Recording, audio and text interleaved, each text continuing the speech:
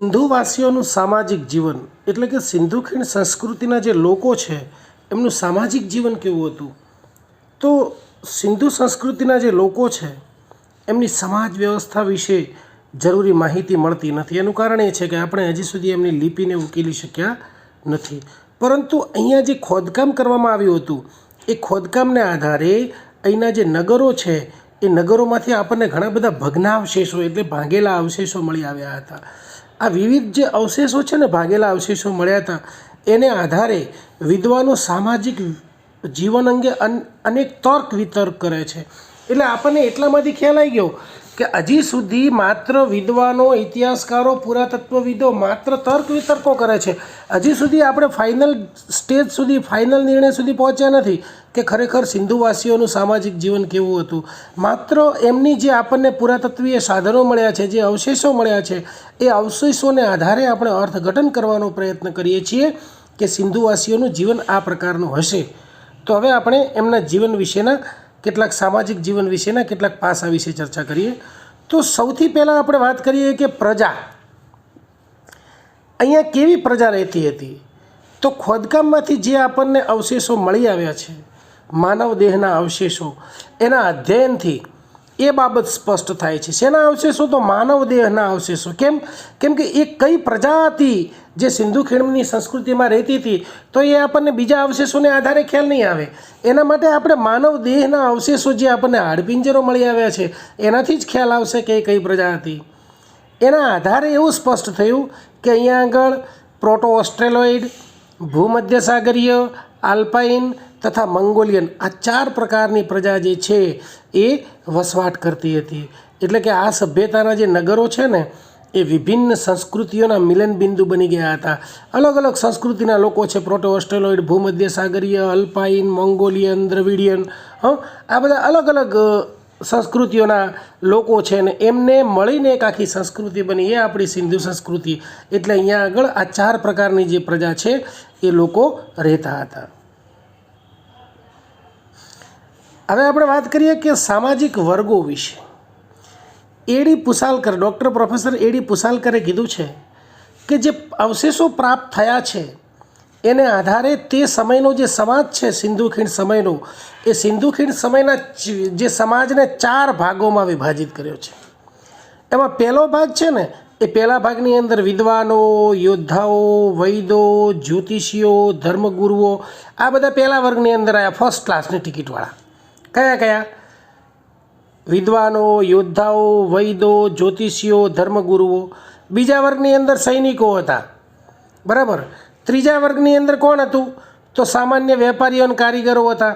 અને છેલ્લા વર્ગની અંદર ખેડૂતો, માછીમારો, સેવકો, બરાબર, મજૂરો, આ બધાનો સમાવેશ થતો હતો.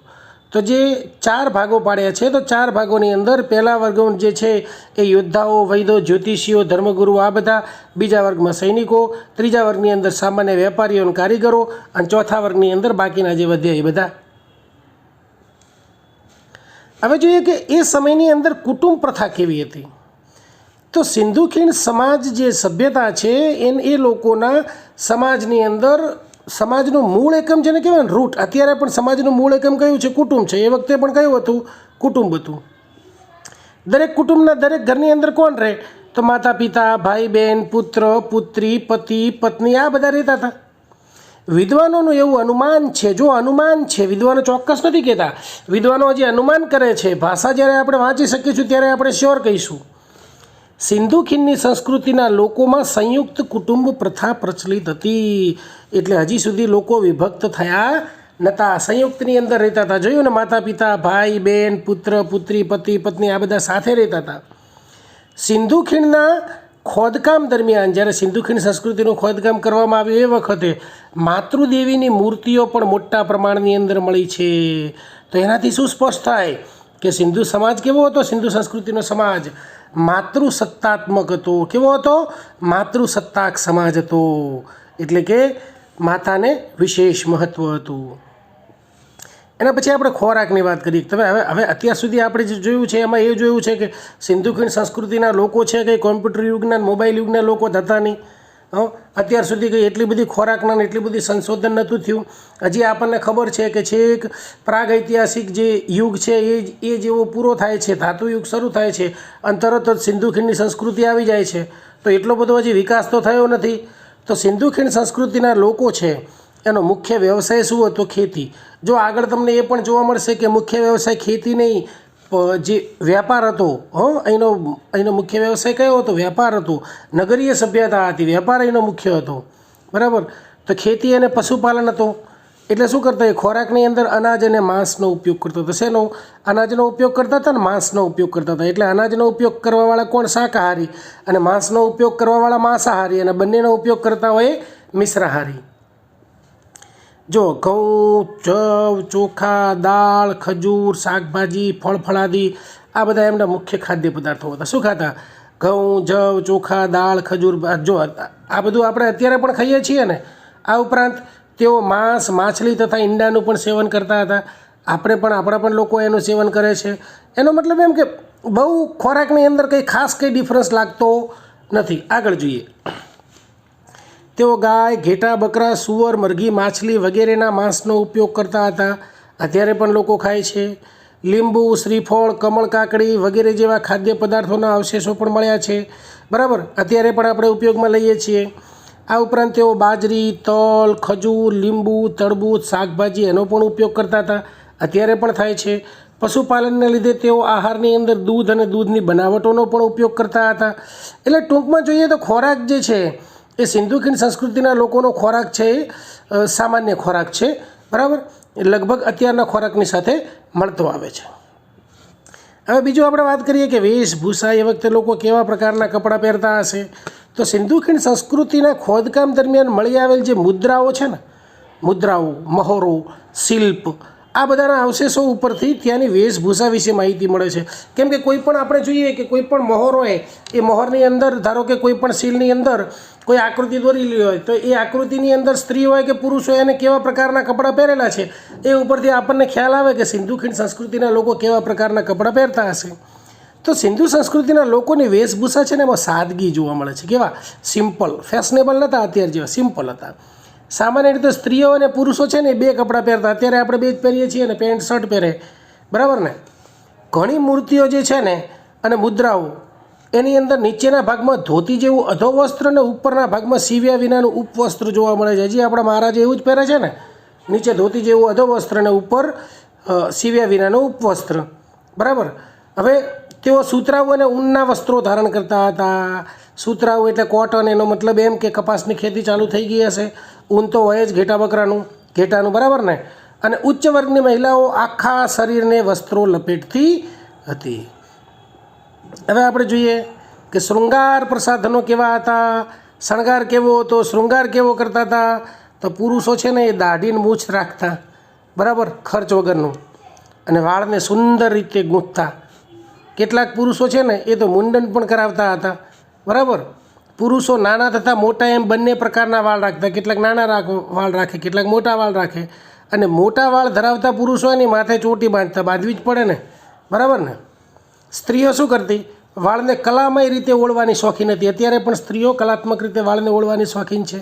શૃંગાર તથા સૌંદર્યની વૃદ્ધિ માટે કેટલાક પ્રસાધનોનો પણ ઉપયોગ કરવામાં આવતો હતો, જેવા કે દર્પણ, કાંસકી, કાજળ, સુરમો, સિંદૂર વગેરે.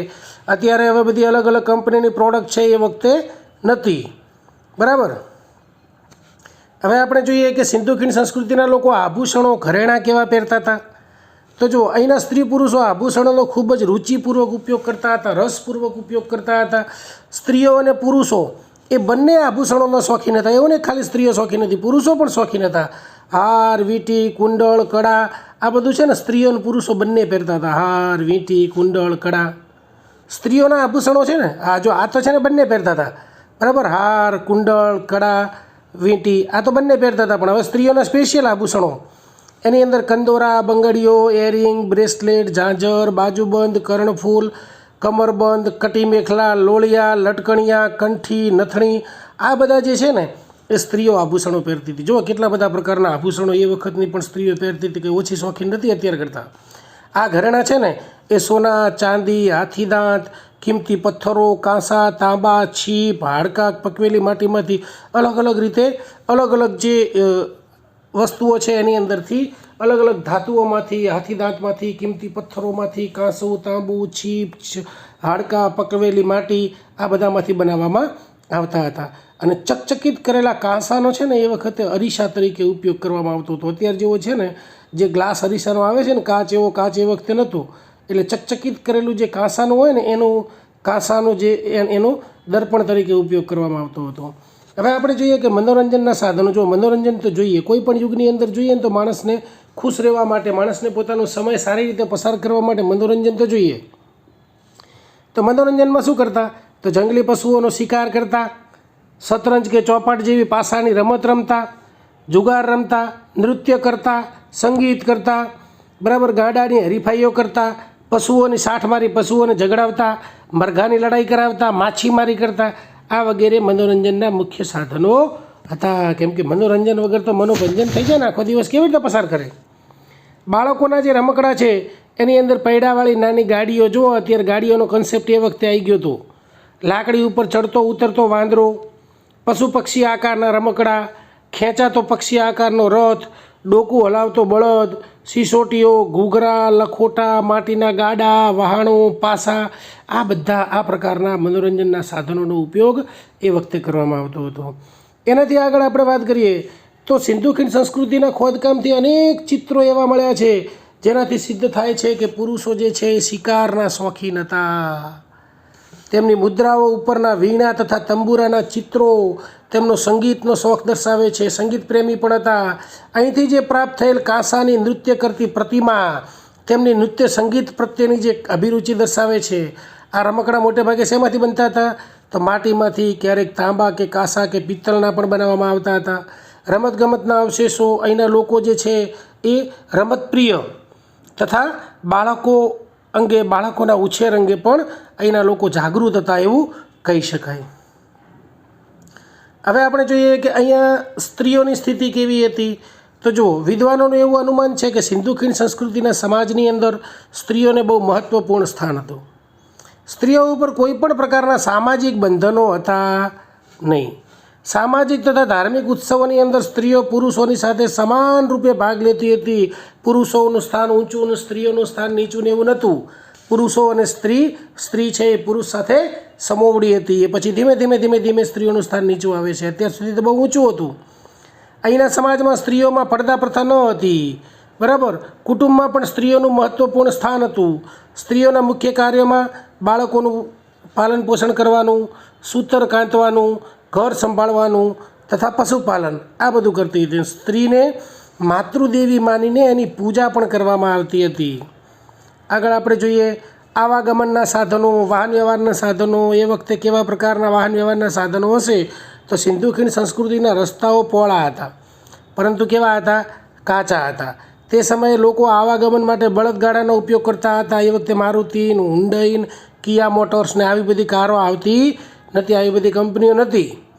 હડપ્પા નગરના ખોદકામ દરમિયાન એકા આકારનું એક તાંબાનું વાહન મળ્યું છે. બરાબર. એકા આકારનું એક બળદગાડું હોય એવું તાંબાનું વાહન મળ્યું છે. તો આવા જ એમની પાસે સાધનો હતા. બીજા કોઈ એવા કોઈ હાઈફાઈ એ વખતે સાધનો હતા નહીં. હવે એ ઘર વપરાશની અંદર કેવા પ્રકારની ચીજોનો ઉપયોગ કરતા હતા? તો સિંધુ સંસ્કૃતિના ખોદકામ દરમિયાન જે નગરોના ખંડેરો મળ્યા છે એમાંથી અનેક પ્રકારની ઘર ઉપયોગી, ગૃહ ઉપયોગી વસ્તુઓ આપણને મળી આવી છે. એ મુજબ અહીંના જે નિવાસીઓ છે ને એ માટી તથા તાંબાના કળશ, શેના?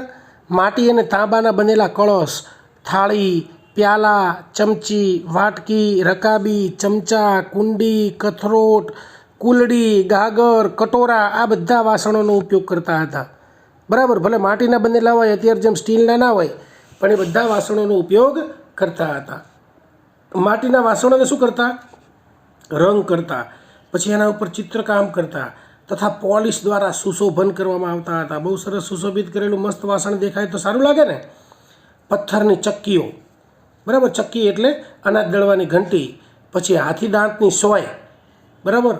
સાદડીઓ, ખુરશી, પલંગ, ચપ્પુ, છરી, કુહાડી, દાતરડા, કરવત, ટેબલ, મીણબત્તી મૂકવાની સમાદાની, અનાજ રાખવાની નાની મોટી કોઠીઓ, હાથીદાંતની ફૂલદાની, માટીના કુંજા મૂકવા માટેના સ્ટેન્ડ, તાંબા, માટી તથા શંખના દીવા, ભાલા અને નાની તલવારો, તીરકામઠા, સાઈનો ખડીયો વગેરે જે વસ્તુઓ છે એ ઘર વપરાશની વસ્તુઓનો એ વખતે પણ લોકો ઉપયોગ કરતા હતા. હવે આપણે વાત કરીએ દવા વિશે, ઔષધિઓ વિશે. કેવા પ્રકારની દવાઓનો, કેવા પ્રકારની ઔષધિઓનો ઉપયોગ કરતા હતા. જ્યારે બીમાર પડે ત્યારે ઔષધિઓ તો જોઈએ ને. તો સિંધુ ખીણ સંસ્કૃતિના ખોદકામ દરમિયાન કેટલીક એવી વસ્તુઓ પણ મળી છે જેનો તે સમયના લોકો રોગોમાંથી મુક્તિ મેળવવા માટે ઔષધિના રૂપમાં કરતા હતા. ઔષધિનો ઉપયોગ શેના માટે થાય? રોગોમાંથી મુક્તિ મેળવવા માટે. તો એ લોકો પણ ઘણા બધા જે પદાર્થો છે એનો ઔષધિ તરીકે ઉપયોગ કરતા હતા. જો શિલાજીત તથા લીમડાના પાંદડાનો વિવિધ રોગની અંદર ઔષધિ તરીકે ઉપયોગ કરવામાં આવતો હશે.